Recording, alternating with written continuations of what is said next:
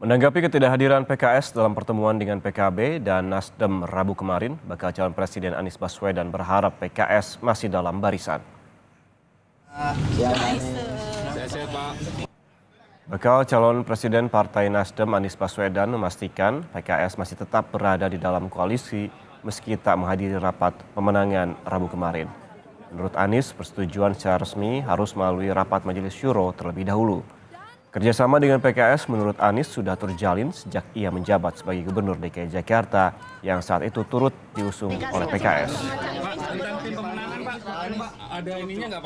Seperti juga pada saat bulan Oktober Partai Nasdem mendeklarasikan PKS secara material itu sepakat lalu menyampaikan konferensi pers.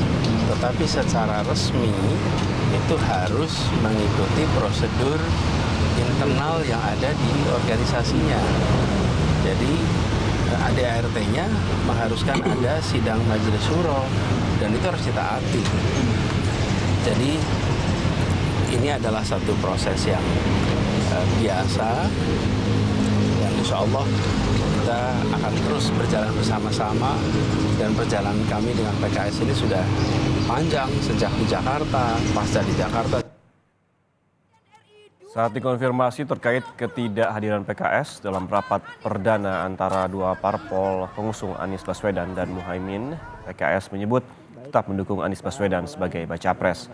Namun PKS belum secara tegas mendukung Muhaimin Iskandar sebagai bacawa pres karena akan dibahas di Majelis Syuro terlebih dahulu. PKS sudah 2 kali tidak terlihat mendampingi Anies Baswedan, yakni saat deklarasi bersama Muhaimin hingga rapat perdana Nasdem dan PKB kemarin. Pada musyawarah Majelis Syuro yang ke-8, PKS telah menetapkan Bapak Anies Rashid Baswedan sebagai baca pres yang diusung oleh PKS.